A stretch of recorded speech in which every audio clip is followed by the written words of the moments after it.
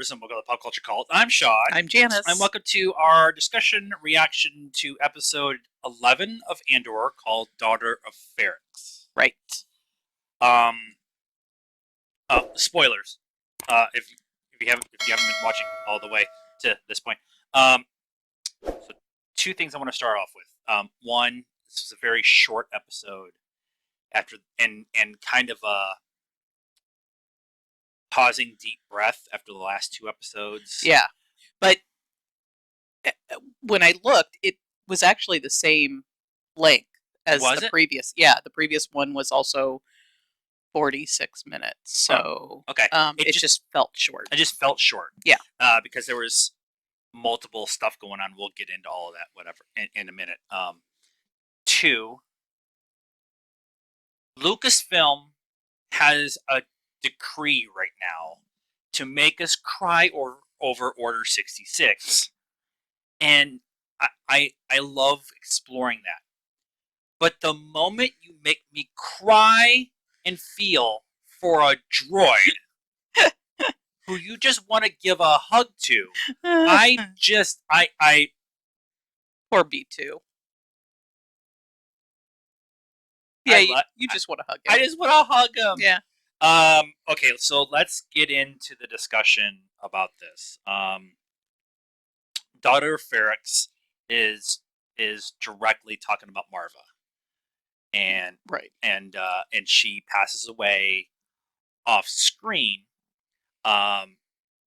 which they've been kind of setting up over the last several episodes. They keep kind of going back to Ferrix to kind of show that her health is failing and it's getting much worse. Yep, and people are just waiting around technically for her to die so that Cassian will show back up. Yeah, and or have him show up to take care of her. You know, there's definitely you've got Senta there for Luthen to actually take him out when Cassian finally shows up, and then you have Deirdre's operative from the ISB there also, and it was very interesting that the two of them were talking at the pub across the street, or the tavern, or the cantina, or whatever you want to call it. Yeah. But the two that Senta working the bar, and then the ISB agent in hiding, talking to each other about this. Some random person died across the street, and do you know what's going on? I don't know what's going on. Do you know what's going on? I don't know what's going on. I just got here. Yeah, kind of thing. Yeah, I have a feeling that she knows that he's watching, because it was very convenient that she got a job at this pub that was right across the street. Right. From, and she said that she'd only been there a couple of days. So it's like, she's been watching.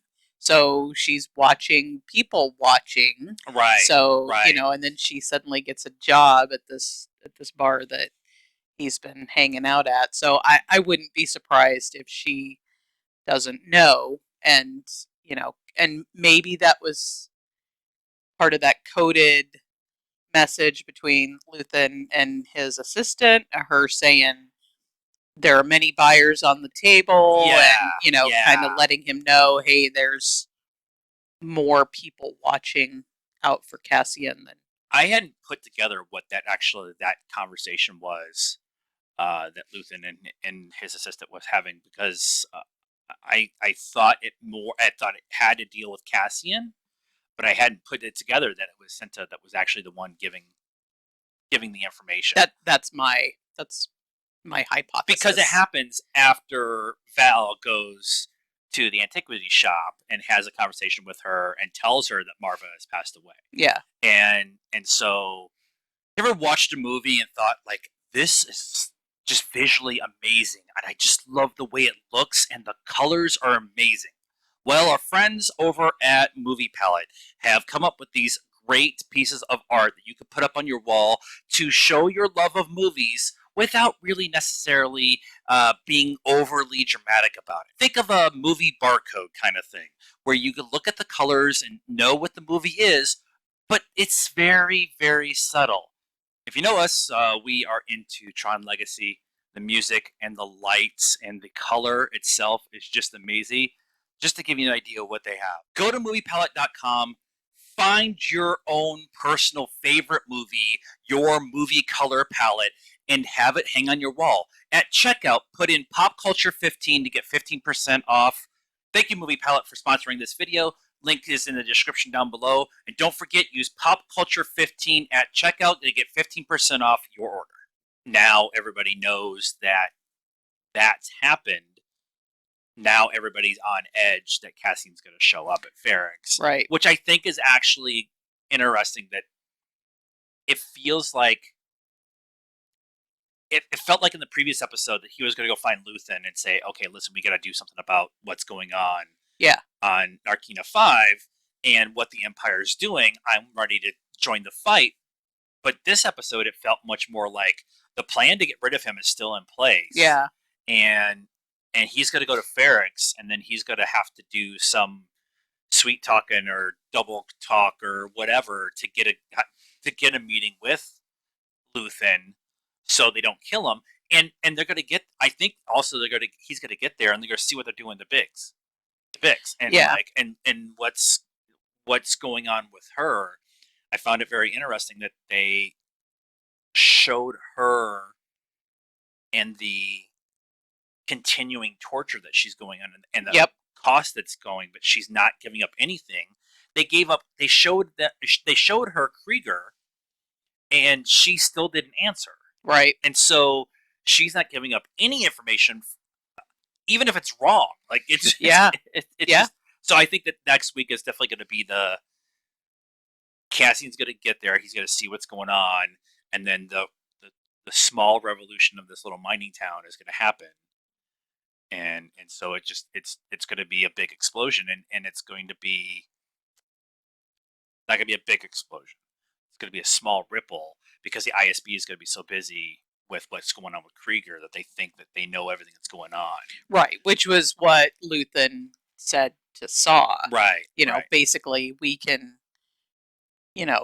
tip Krieger off, and then the ISB knows that something's up, and they'll be, looking for spies everywhere, or we can give him up and let them capture him, kill him, whatever, and then they're all, like Cassian said, they're so fat and happy and full of themselves, right? And just keep them believing that, of false confidence or false bravado, yep, and use that against them, which is what Luthen's been trying to do. This entire show has been trying to use that false bravado. I just keep using it. That's the right word. Yeah. That Empire has at this point in time. That's why he did the attack on and did the whole thing, which puts Mothma in a bad spot, because now all of the Empire is looking into every little bank account thing, whatever. Right. But it's squeezing the ranks on everybody, and if they're so busy worrying about all this other stuff, they're not going to see the big things that are going on, which Ferrex was going to be a small thing, that they're going to go, it's not worth having a garrison here anymore. Why are we here? Or something else is going to happen where Cassian's not getting captured again. I don't think that's going to happen.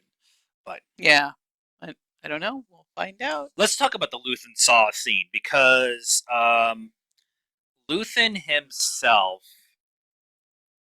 went to go see Saw, and Saw was very, okay, I'm in.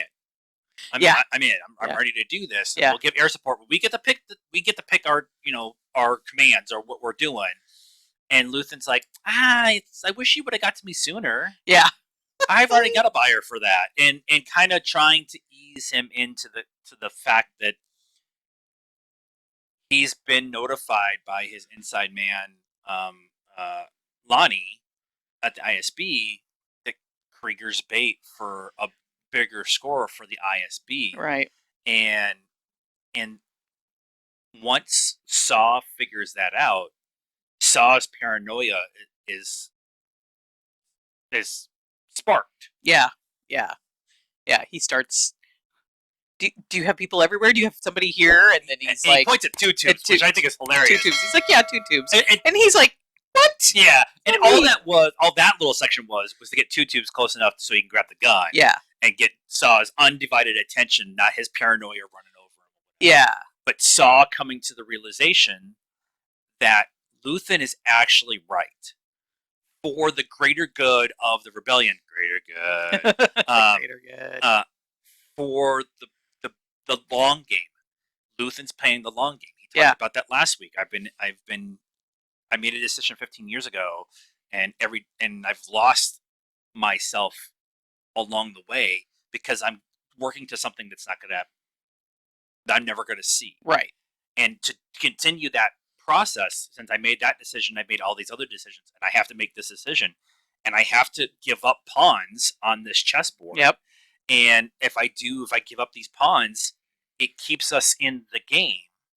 If I try to save those pawns, now the entire board's in trouble. Yep. And it just and when Saw realized that, because he's much of the same kind of strategist when it comes to this kind of thing, he's like, all right, I guess for what we have to do, you're right. Yeah. And I just love that interaction between Forrest Whitaker and Stellan Skarsgård. Yep. On point. Yep. And before we move on, do you want to talk about when they take his walking stick? I was gonna lump that in with the spaceship, but yes, let's talk about.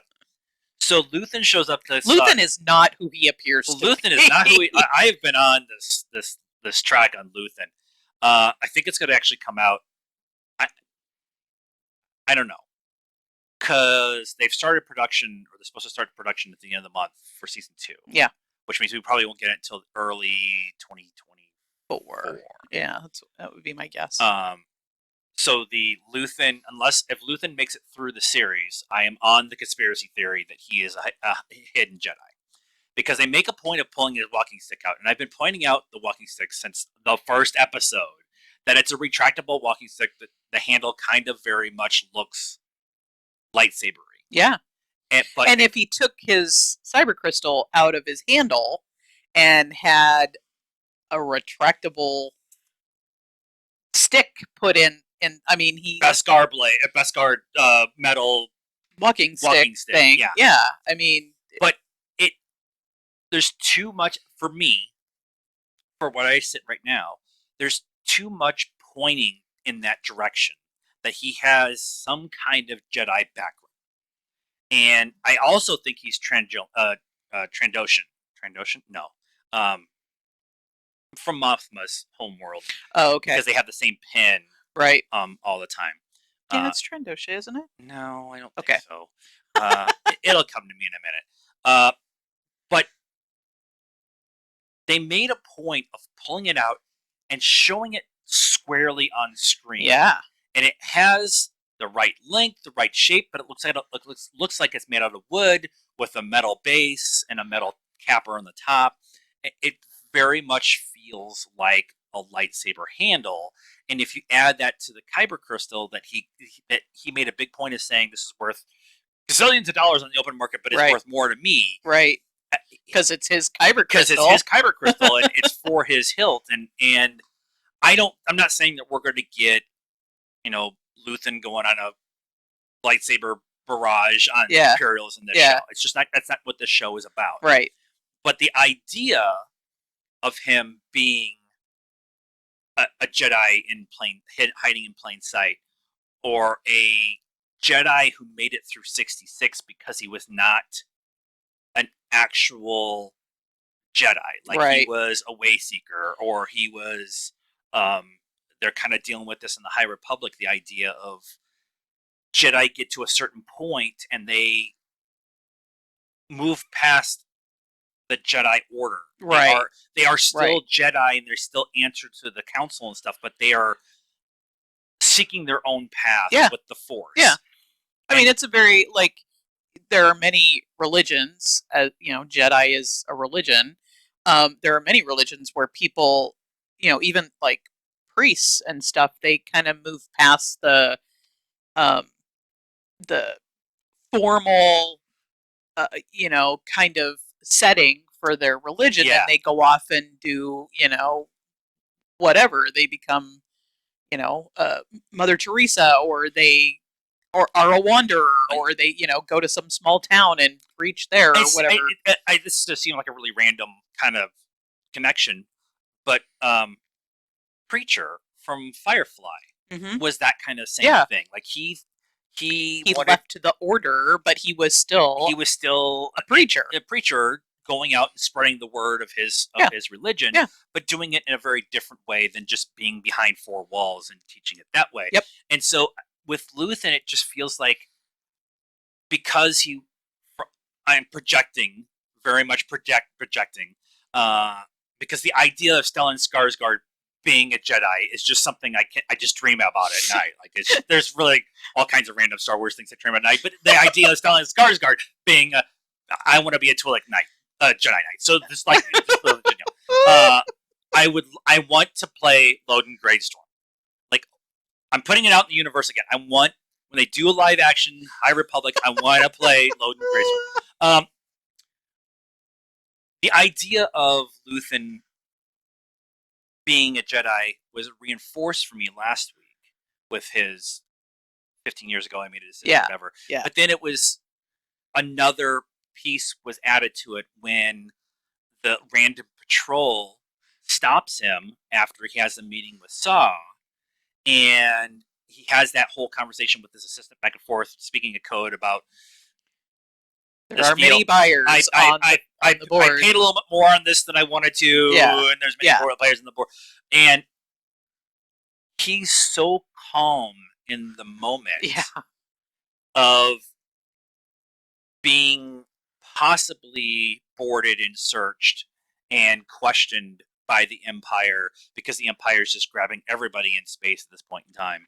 And Especially in pirate space, pirate, yeah, I mean, quadrant, whatever. they use that term a lot. Just it's like uh, V for Vendetta, the street cops who are like, you're not supposed to be out past curfew, and it's Yeah, like 9:58, yeah, like kind of thing. Uh, and but him, like the calmness that he is, and he had a plan for everything, and he had countermeasures, yeah. and he had a double plated light sword lightsaber on his ship, right? That Right. came out with. So does that mean he has kyber crystals on Yes, either I'm side? going with yes until I'm told He differently. that ship is dope. That ship is dope. Actually, they talked about it in one of the first episodes. I think when Andor was on the ship with them. Yeah, when Cassian was like, "Where did you get the light speed engine?" Engine for something this small. Yeah, Yeah. yeah. And it's definitely feels like there's a backstory. There's a backstory to Luthen. I'm okay if they don't tell us this season, and Stellan comes back for next season. I'm okay with it. I was while we were talking about it, I was like, they may not tell us. And They may leave that stuff out there and I not ever come back around I'm to it. really, really, really okay with that because one of the things I love about Star Wars is the tip of the iceberg storytelling. Yeah. Don't give it to us now. Give it to us later in a comic book or whatever, Right, or something else later. But we'll find out. Somebody will say the Lost Jedi Luthen or whatever, and we'll all be like, right, "Oh, right. Um, uh, Yoda, Yaddle, Grogu's race we know nothing about. right." And I don't want to know. I want that mystery there because it adds to the character, and that's kind of where I'm at with this. Yeah. I want to have this conversation and say, from where I sit, all the information they gave us, he's a Jedi. Right. But if they don't tell us, I'm happy they don't tell us. Yeah. I'm not one of those people that you have to tell me everything. One of the major things of Star Wars is to just give you enough information to make you feel for the character either way. Serial was the same way. We we saw Deirdre is the same way. Mm-hmm. And the more information they give us, again, it's small little morsels. It's all about making us feel a certain way. But why is Deirdre the way she is? Like, right. I don't know. Right. Why is Serial the way he is? Okay, well, his mom's crazy, so that adds a little bit to it. But Serial hasn't had a ton of words in the last few episodes, but still there, creepily getting information. Yeah.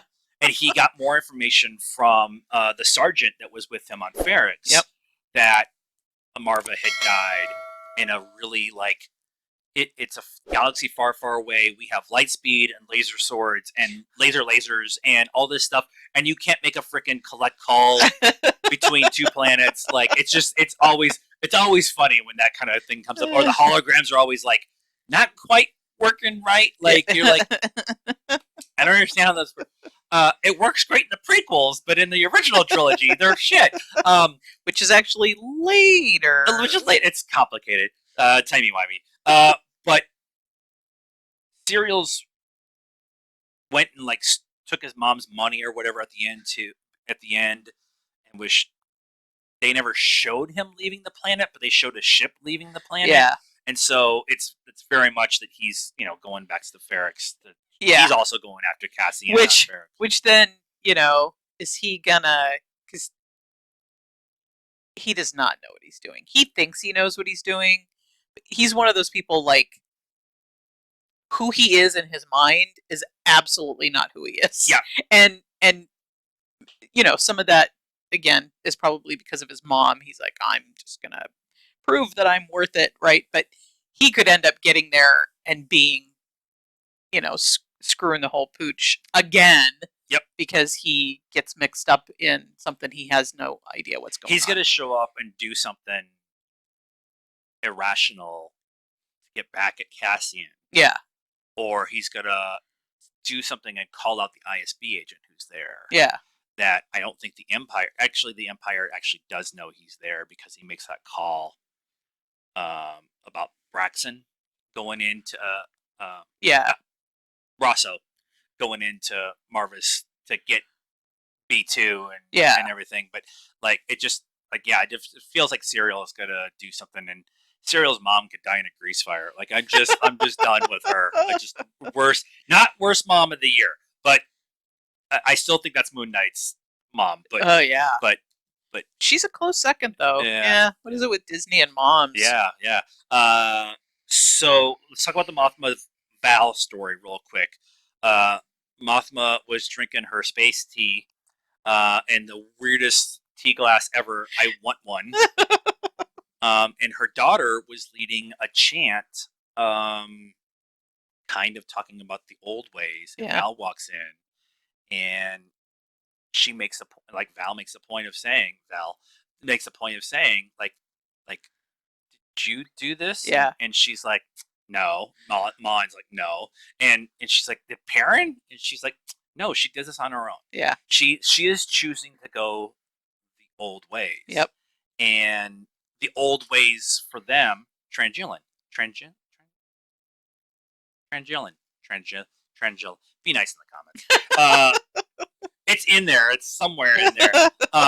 But she's choosing to go the old ways path of arranged marriages and kind of the old thing that Mon Mothma is trying to get her away from. Right. But she's also being a good mother and letting her pick her own path. Yeah.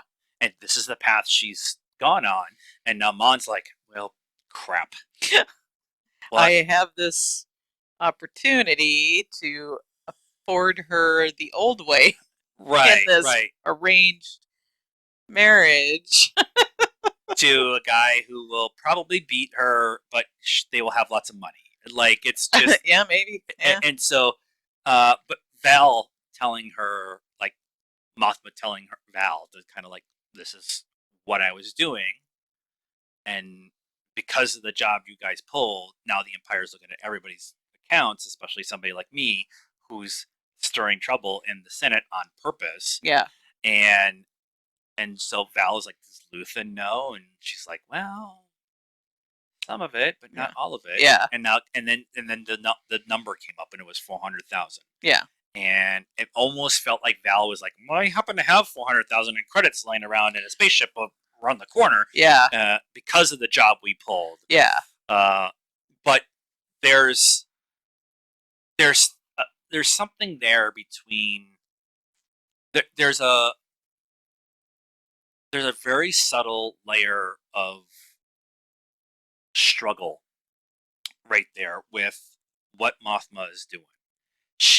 We as the audience know who she is, or who she will be. or who she will be, and she feels like she knows who she's going to be in the future, but she can't openly be that yet. Yeah. And so, even though most of the stuff with Mothma has gone on has been inside her apartment the entire series, she's we talked about this in previous episodes, she's a prisoner in that apartment and she can't do anything because she's so afraid right now that she makes a wrong move that she's going to put herself in even a worse position and Yeah. paint the wrong target on her. Right. And so the tension with all of that, even though it's all projection from Mothma. She There's been no ISB officer, there's been no tax invasion person, there's been no Imperial person who's talked to her directly about her banking account. Right. Not She's yet. not yet. So she is right now just projecting on how bad it really is.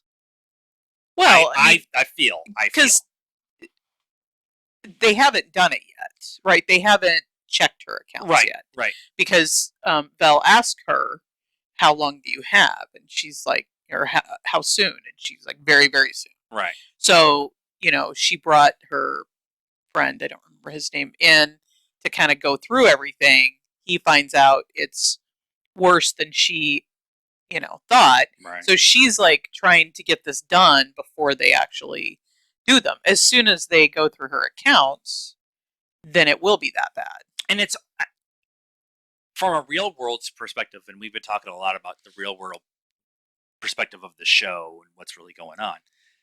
She has $400,000 missing, 400,000 credits missing from her account. It's not any different than any other senator with an R behind their name in the real world, or any allegory, any PM, anybody in a foreign, like anybody in a political office. I won't say anybody. A lot of people in political office have random money just go missing out of their accounts on a regular basis. It's not. It's a bad thing.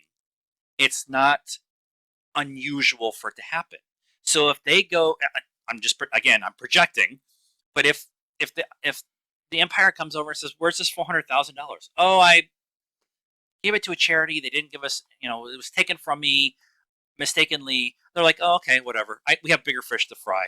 And it just feels like that's what, like, it feels like all of this tension for Mothma is building inside her head, where it's not really it's not nearly as bad as she thinks it is.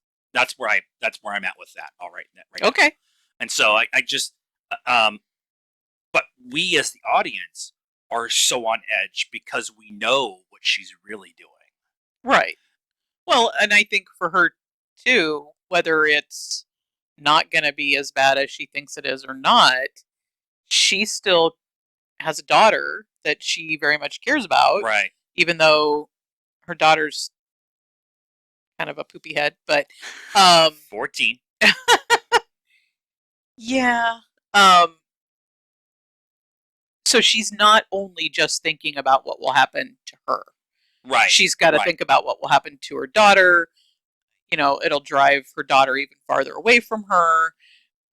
She's, like you said, stirring things up in the Senate, which that on top of them coming back to whoever, the ISB or whoever, and saying she's missing 400,000 credits, doesn't really have a good answer for it. And she's this pot stirrer in the Senate that could look bad for her. Yeah. That could make things worse for her. Yeah. And she has a lot to lose, which is what she told Luthen, like the second episode or whatever. Right. She's like, I have the most to lose here. Right. She's not talking about like her life. She's like her actual, that they're going to kill her. That she has this giant life with a kid and a husband and a high powered job and all this, and so all of that could be taken away Right, which right, could be, in her eyes, could be worse. right, right. The So, big thing with the big thing in the last two episodes has been her her fear for her daughter is really been the catalyst for a lot of the decisions that she's making. yeah, yeah, And so yep. it just, not going with the gangster on the bank loan, the shark loan, last week was definitely she didn't go with it because she wanted to protect her daughter. And then her daughter shows up and she's doing all this, kind of preaching the old ways of no, still not there. And uh, so yeah, it's just it like there's an out there for her, and she doesn't want that for her daughter. But ultimately, I think she's going to have to make that decision for her daughter Probably. and have her kind of go along with it. Let's talk about the guy who's actually the show is about. The Oh episode. yeah, Cassian was in this episode. Cassian was actually in this episode, and he had the bookends of this episode, which is why I'm kind of coming to the end with it. The beginning of the episode is them on Nakina 5, hanging on a cliff, him and Melshi, um, Trying and to stay out of sight. trying to stay out of the sight of the Air Patrol. And Melshi's just the whole time like, I can't hold on, I can't hold on, I can't hold on. Andor's like, they're leaving, they're leaving. He's like, you've been saying they've been leaving for like 25 minutes. And then, but Andor was able to kind of calm Melshi down Yeah, he's like, I enough. can't hold on. He's like, I know. Yeah, yeah. And I'm not then going to be able to Melshi's go like, farther. He's like, I know. and then Melshi's all like, tell me they're leaving. They're leaving. They're leaving. Okay, all right. But I just like that little exchange between the two of them because, again, we as the audience know who Melshi ends up being Yeah. in Rogue One, and what he's part of the group that sacrifices themselves at Scarif. But it's also nice that the two of them have a moment after the escape last week. They had two moments in this episode. Cassian and Melshi go to the resort planet. You could tell me 17 times. I'm not going to remember the name of it. Tahiti. It's a magical Tahiti. place. It's a magical place. But Cassian gets the case with his money, two blasters, and the Convenient. manifesto. Right. The manifesto is the big thing. And then Cassian calls home. They tell him that Marva has died. And then the scene that is the bookend to the sadness of B2 at the beginning is the sadness of Cassian at the end on this beautiful resort world. He's with his best buddy. They have a pocket full of money. And Melshi is all, we have to tell people what's going on there. And that it's not really a thing. And there's also their prison escape with the quad jumper and the really weird monsters and them getting caught, and then them I don't know what talking themselves into getting a ride with the two aliens. Did they talk themselves? I think Cassian said like two words, and the alien guy like talked himself into it. Yeah, giving them a ride. yeah. It was so weird. And is he what Simon Pegg's character is in oh, the? that's a good Is call. he the same? I was thinking about race? one of the Bogons from Hitchhiker's Guide to the Galaxy, but yeah, I think he might be one of the that creature from, I can't remember that character's name right now off the top of my head. I'm struggling with Trangilla, still not getting it. But the scene between Melshi and Andor at the end of the episode, and Melshi saying, "We need to split up. One of us needs to be successful about getting the information out about what's going on with this whole thing." We know that they end up back together by Rogue One, so I expect to see Melshi in season 2. Yeah. But the scene is Andor just found out that Marva has died, has passed away. Yep. And Melshi's like, is everything good? And he's like, yeah, I guess. Yeah, everything's great. And they have this exchange. They hug as brothers. Melshi leaves, and then Andor turns and looks at the water, just like him and Jen do in Rogue One when the Death Star blows up right next to whatever. But foreshadowing.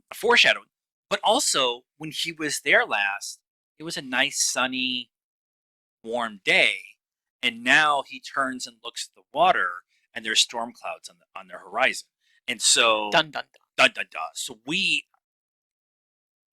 he's in mourning for his mother, which means it always rains. It always rains at a funeral every time. Watch any movie ever, Yep. except for Fast and the Furious, where it's It was just in Los Angeles. It's at Los Angeles, so it never rains there. but the storm clouds on the distance is foreshadowing for what is coming for Cassian. Right. Yes, it's been bad for him the last several weeks for us, several months for him, being on Narkina 5 and being in this prison and everything that's been going on, and him getting wrongfully sentenced. Where it's hard for Elmo. But it it's about, I'm not gonna say it's gonna get worse, but it's gonna be much rougher for him going forward. Yeah, and it's we've had kind of the external cranking up of the tension or whatever, with the prison break and the robbery, and this is more of the continuing internal cranking up of Cassian, and because to this he has shown emotion, but like he got mad Kino. at Kino, because he wouldn't, you know, get with the program or whatever. He was trying to like hype him up or whatever, but he a lot of poo has happened, and he's not showing emotion about it. Like he's not breaking down and crying or super angry about the fact that they were wrongly imprisoned. I mean, he was mildly emotional. He wanted to get out, but he wasn't like, "This is wrong," Right. And he's also internalized Marva's death. Right, because he's not crying about that, and so I think he's they're cranking up the ticking time bomb that he is going to become probably by the end of this season. Yes, very much so. And then he's going to get back and see to Ferrix and see that Bix is being tortured, and that's going to be another crank on that. Yep. And B2 is going to get blown up in the next episode, and we're all going to riot. The manifesto. No B2. He opens the manifesto, and it starts talking on its own. Yeah. And he's snuck into the room that he was in, and there was a couple of aliens, in bed on vacation.